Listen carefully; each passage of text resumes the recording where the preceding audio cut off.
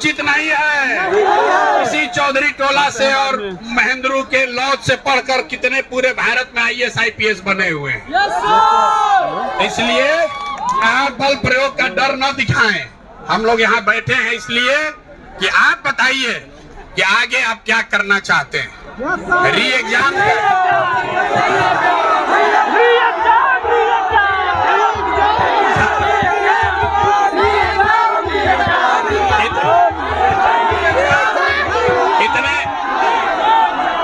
कितने लोग ऐसे हैं जो समझते हैं।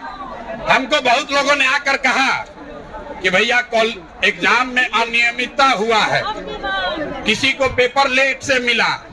बापू सभागार में 12,000 विद्यार्थियों का एग्जाम फिर से हो रहा है। 18,000 ये दिखा सरकार कह रही है कि अनियमितता हुआ है, इसका प्रमाण लाइए। तो भाई अगर अनियमितता नहीं हुआ तो 18,000 का एग्जाम फिर से दोबारा क्यों ले रहे हैं, ये बताइए। सबसे बड़ा सरकार खुद प्रमाण दे रही है कि 18,000 विद्यार्थियों के साथ अनियमितता हुई है, तभी तो फिर से एग्जाम हो रहा है। और वो 18,000 जो विद्यार्थी फिर से एग्जाम देंगे, उसका प्रश्न पत्र आसान भी आ सकता है और कठिन भी आ सकता है।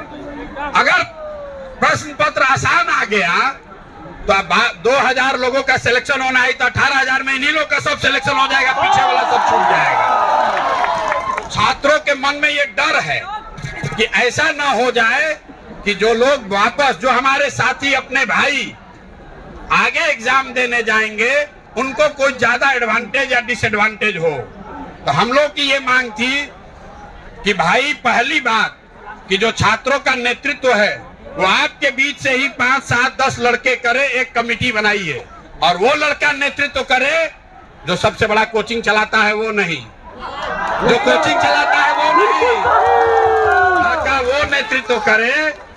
अपना घर परिवार छोड़ वहाँ नाले के किनारे बैठ के 10 दिन से जो बच्चे भूखे प्यासे अनशन पर बैठे हैं, करना चाहिए कि नहीं करना चाहिए? ना जरा हाथ उठाकर समर्थन दीजिए। आपका नेतृत्व कौन करना चाहिए? जो लड़के अनशन पर बैठे हुए हैं, ये संभव है कि आप अलग अलग दलों के मानने वाले लोग हैं। ये संभव है कि आप अलग अलग व्यक्ति को नेता मानते हो, लेकिन मेरा आपसे अनुरोध है कि एक बार आपके भविष्य के लिए, अपने भविष्य के लिए जिन छात्रों ने कुर्बानी दी है, जो छात्र अनशन पर 10 दिन से बैठे हैं, उनके नेतृत्व में ही इस आगे लड़ाई को लड़ा जाए। हर कोचिंग संस्थान छोटा हो या बड़ा, वो अपने संस्थान से एक व्यक्ति को नामित कर दे ताकि वो कमेटी में वो भी बैठे, ताकि कोई एक दूसरे के खिलाफ राजनीति न कर सके। अब तीसरी बात मैं आपसे आग्रह पूर्वक कहना चाहता हूँ, जो छात्र वहाँ अनशन पर बैठे हुए हैं, कई लोग बीच में अस्पताल में भी गए, आप क्या चाहते हो वहाँ बैठे रहें कि उनका अनशन खत्म कराया जाए और एक नई रणनीति आगे सरकार से लड़ने का बनाया जाए? अनशन खत्म कराया जाए या फिर उनको अनशन पर वहीं धरना स्थल पर बैठे रहने के लिए प्रोत्साहित किया जाए? जितने लोग अनशन खत्म करने के पक्ष में है वो हाथ उठाइए। ज्यादातर आदमी यहाँ बता रहे हैं कि अनशन खत्म होना चाहिए। तो एक बार आ रहे, अगर सुन लीजिए, अभी बात खत्म नहीं हुआ यार। अगर अनशन खत्म कीजिएगा तो फिर सरकार पर से दबाव खत्म हो जाएगा। जी सर, ठीक है। आप चाहते हैं कि कोई 7 आदमी अपना जीवन कुर्बान कर दे आपके लिए और आप कुछ न करें, आप बैठे रहे पीछे? नो सर, ऐसा तो नहीं ना होना चाहिए। तो कोई ऐसी व्यवस्था बननी चाहिए कि आपस में हम लोग 100 विद्यार्थी रोज तय करें कि एक दिन का अनशन हम लोग करेंगे। 100 आदमी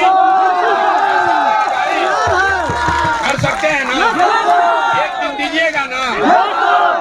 ये तो बात ठीक नहीं है कि 7 बच्चे अपना घर परिवार पढ़ाई छोड़ के अनशन पर बैठे रहें और आप लॉज में बैठ के तैयारी कर रहे हैं दूसरे एग्जाम का। ये ठीक बात नहीं है, ये ठीक नहीं है ना।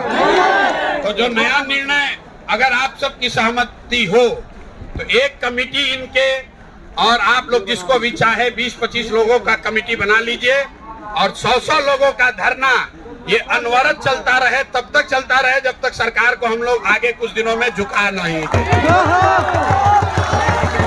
दूसरा, अनशन पर बैठा रहने से तो नीतीश कुमार पर फर्क नहीं पड़ेगा, हाँ, यस सर। उससे कुछ ज्यादा करना पड़ेगा। तो नीतीश कुमार को हम लोगों ने कल, अरे भैया री एग्जाम भाषण देने से थोड़े होगा, री एग्जाम चाहिए तो लड़ाई लड़ना पड़ेगा। तो कितने लोग हैं जो नीतीश कुमार से बातचीत करने के लिए चलने को तैयार हैं? चलिएगा।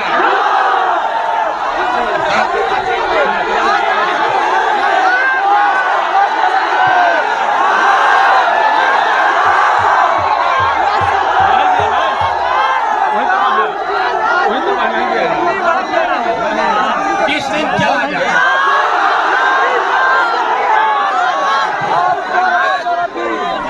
आज कैसे चलिएगा? आज तो नीतीश कुमार दिल्ली भाग गए।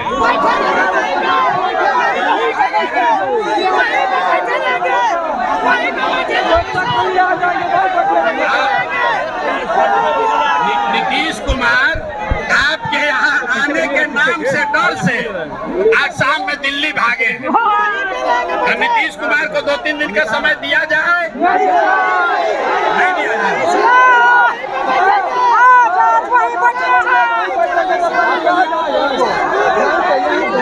जब तक नहीं आएंगे तब तक वहीं बैठेंगे उनके घर के सामने। उनको आना होगा सर। 4 को एग्जाम है, 4 को एग्जाम है, 4 को एग्जाम है सर, 4 को एग्जाम है तो 4 को सर आज